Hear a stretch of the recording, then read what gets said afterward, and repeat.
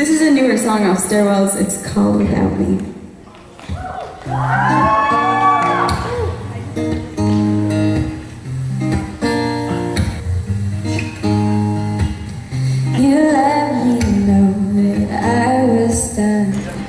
I think more than anything it was just my love for singing. No person or event in particular, but ever since I can remember I've loved singing, and I kind of would take any excuse I could to be doing it. So, you know, the more I went through in life, the more I wanted to be singing, until it got to a point where I knew if I didn't try to do it, that I'd always wonder, you know, if I could have done that.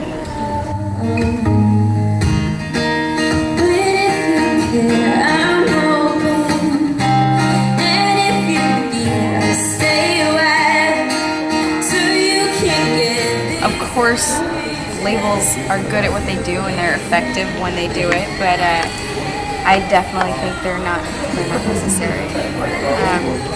You know, with the internet, you kind of have this direct line to you and anyone that might want to listen and might want to support you. And so I think one of the most powerful things about that is it's not about a label determining what's good music.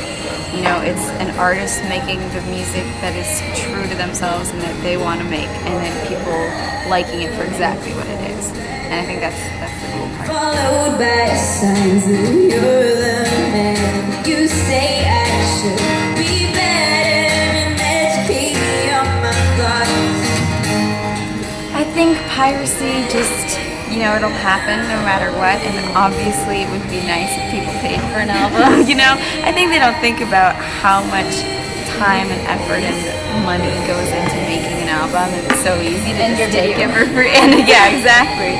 So I don't think people really, I don't think they do it maliciously. So, of course I would love people to pay, but at the end of the day, the biggest thing for me is that I just want to share my music and I want it to be heard. So if it's either getting it for free or not getting it at all, I'd rather them get it for free.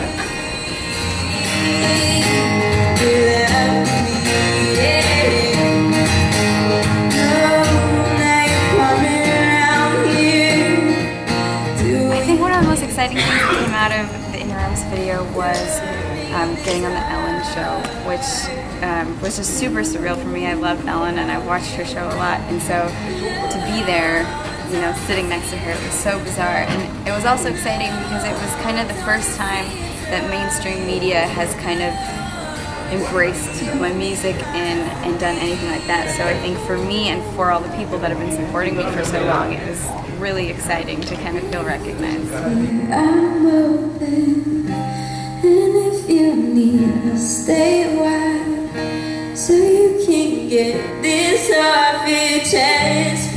To yourself without regret. Lucky for me, I've already worked with all the YouTube musicians that I love, you know, and I love all of them, you know, David, Choi, and AJ Raphael, and Voice Avenue, and Daystorm, and Gabe Bondock, and all of them. They're great friends and great people, great musicians, and I will always love to work with them when I can.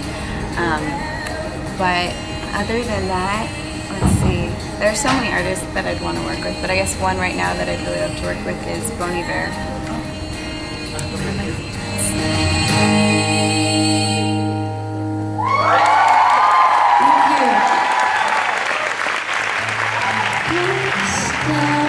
Let's go back to the park where it first started, cold night. When I was little, I had some ideas, like I wanted to study bugs or I wanted to study reptiles, so I was very into nature and animals and things like that.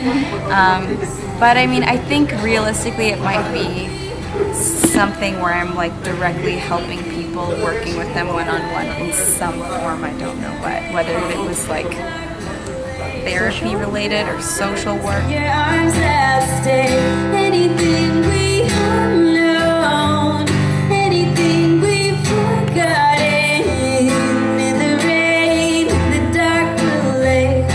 Your arms. It's been really, really amazing so far.